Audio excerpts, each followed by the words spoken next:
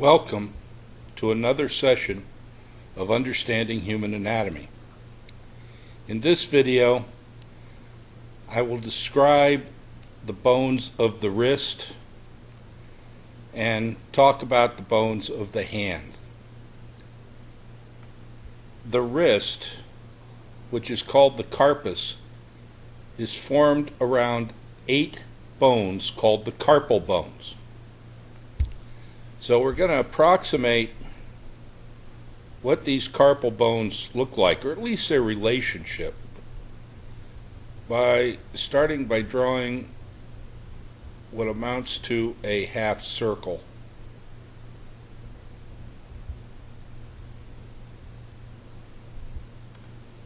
Like so. And the keystone, the central bone of the carpals, is one called the capitate. And that's because it partially resembles a head. So we're going to sketch in the capitate bone.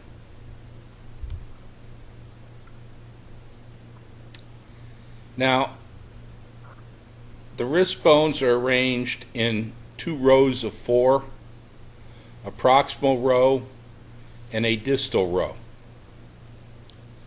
So let me sketch in where these dividing lines are.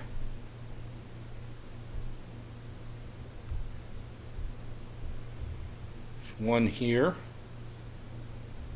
that we divide in 2. And then there's one over here.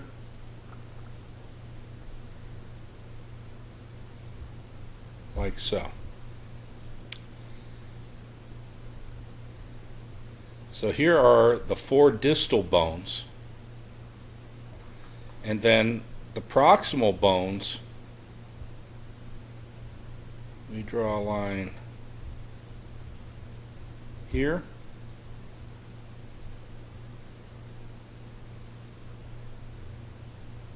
and here. So that's only 3, right? The 4th bone sits on top of this bone, and it's a small, kind of oval shaped bone right there. So if we look at these bones, we have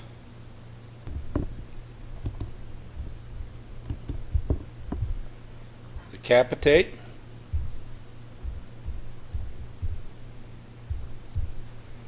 which I said is the keystone or central bone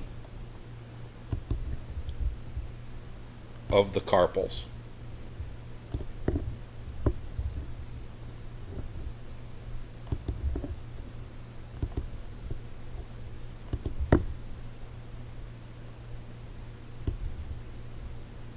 Capitate. We have lateral to the capitate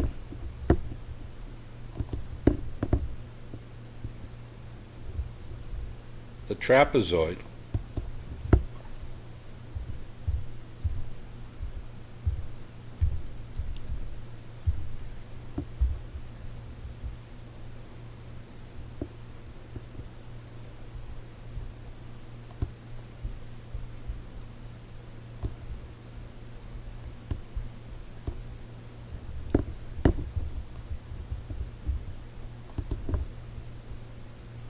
and that is here. And one of the things about the trapezoid is it's named for its appearance. So this bone, really, I need to adjust its shape a little bit here.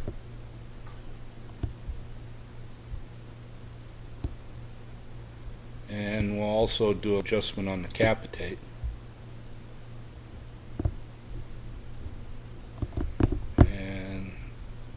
Let's erase the parts here.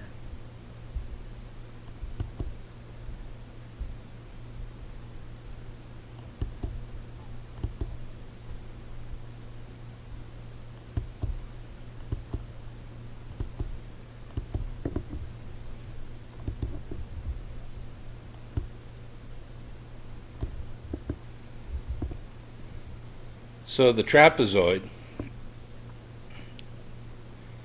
and then the bone next to the trapezoid is trapezium.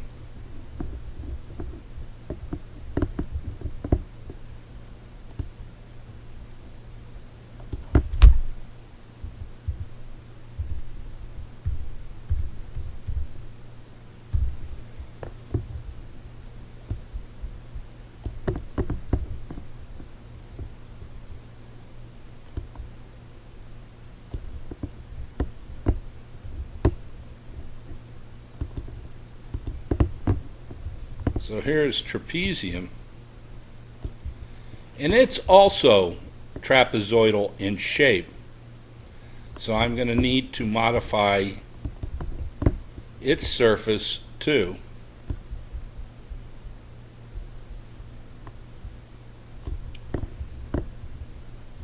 Like so, and again get out the eraser.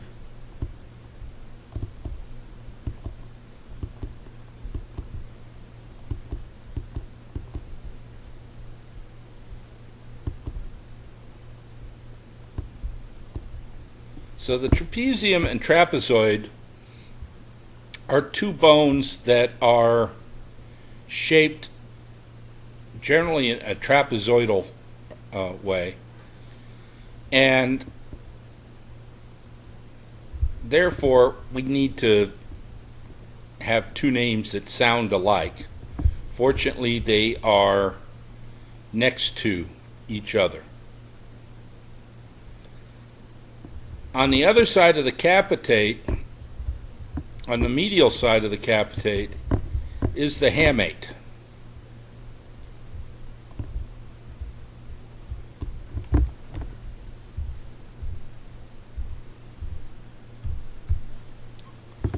The hamate bone.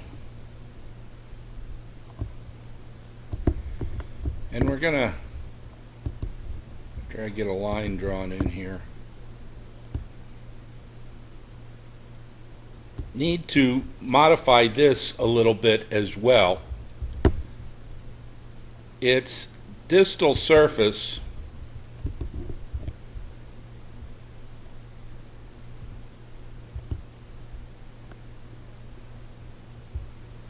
contains two depressions which are used for articulation.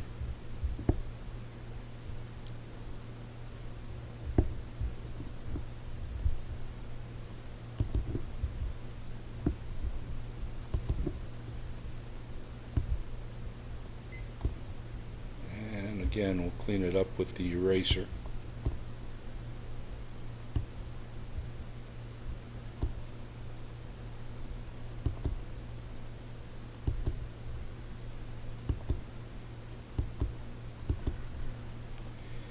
And the hamate also has a hook on it, a piece of bone that projects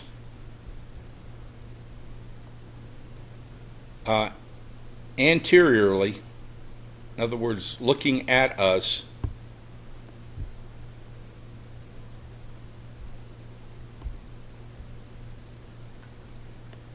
and that is the hamulus, or hook, and that's for which the bone is named. Then, proximally articulating with the hamate is the triquetrum,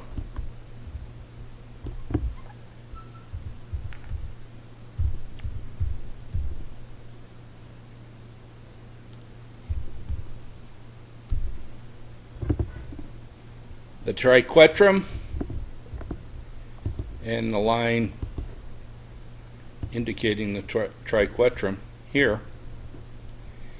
And the small bone sitting on the anterior surface of the triquetrum is the pisiform bone.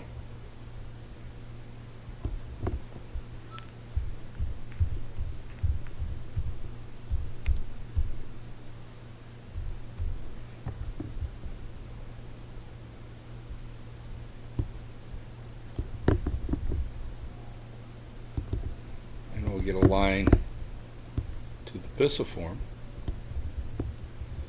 Then the middle bone of the proximal row is the lunate.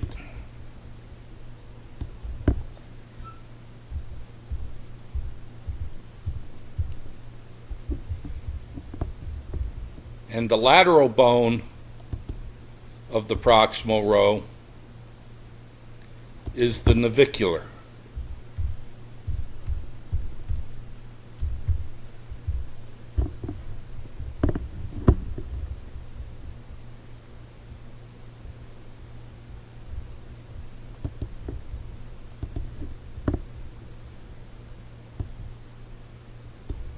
Like so.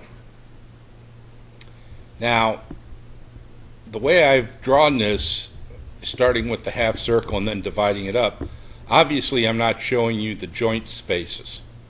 And this is actually more realistic because the bones are pressed right up against one another. The space is really very small. The wrist bones, the carpal bones, articulate with the radius. So let me draw in the radius and ulna.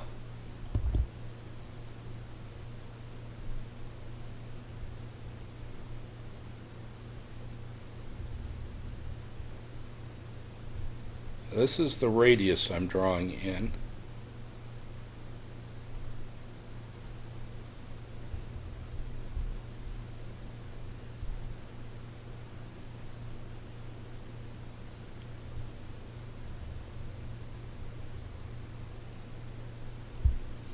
And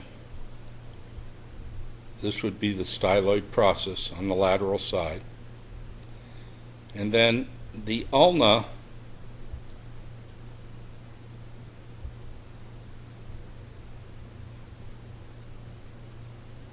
is here. Remember, the ulna has a synovial joint with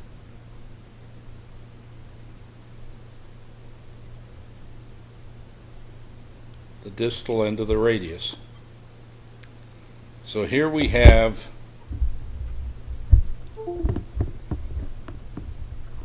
the radius,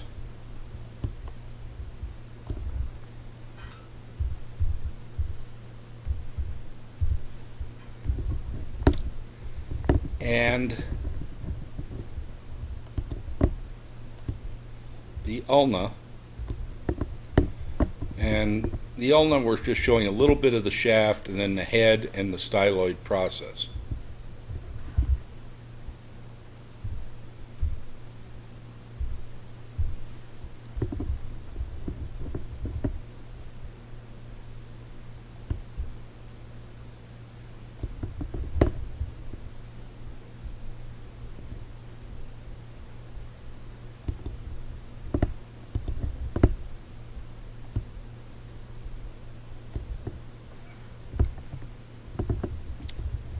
So here we have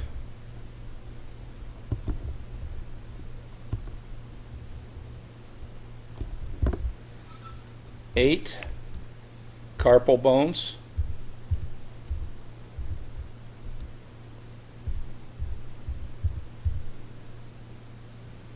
and they are arranged in two rows: a proximal row of four, the triquetrum, pisiform, lunate, and navicular, and a distal row of four: hamate, capitate, trapezoid, trapezium.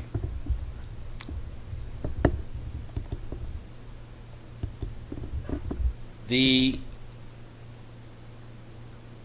distal row of carpal bones articulate with the metacarpal bones.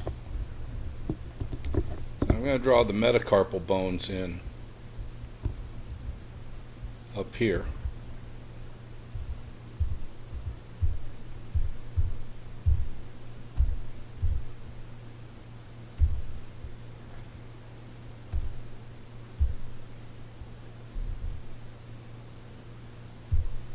And there are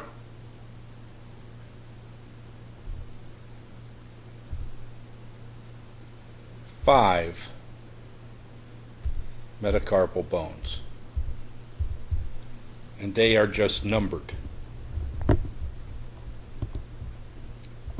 So we'll start with the first metacarpal, which is on the lateral side. This will be the thumb side.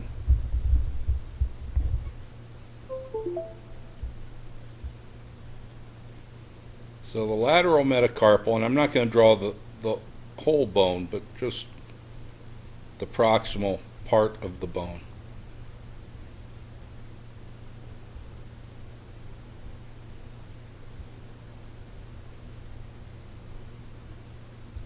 Here.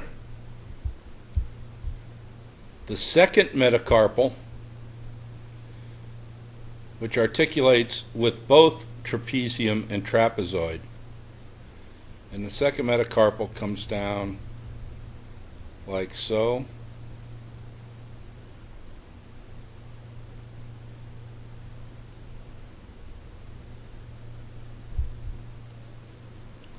The third metacarpal, which articulates with the capitate bone,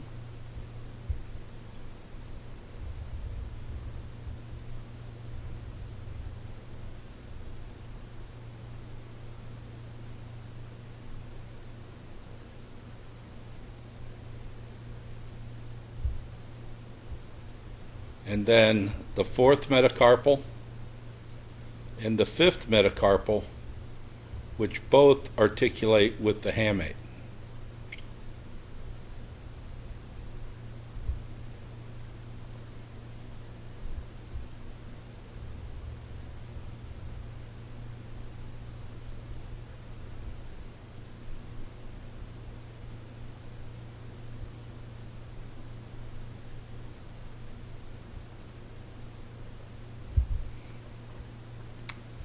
And as I said, these bones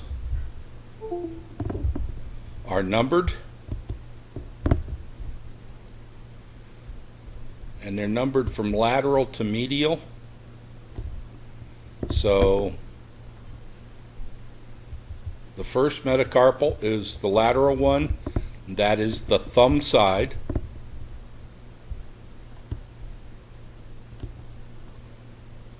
Next to it is the second metacarpal. That would be the one associated with the index finger. Then the third metacarpal.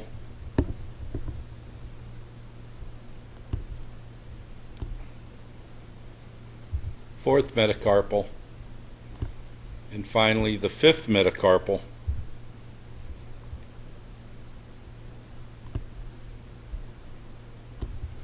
Which is the metacarpal on the same side as the little finger. The metacarpals are the bones of the hand, the bones that you feel when you palpate the back of your hand, not so much the palm, because there's a lot of muscular and connective tissue on the palmar side. It's hard to palpate the bones, but they can be palpated fairly easily on the dorsal side. So 5 metacarpals make up the skeleton of the hand. And the skeleton of the digits are made up of phalanges. Now, there are 2 phalanges in the first digit,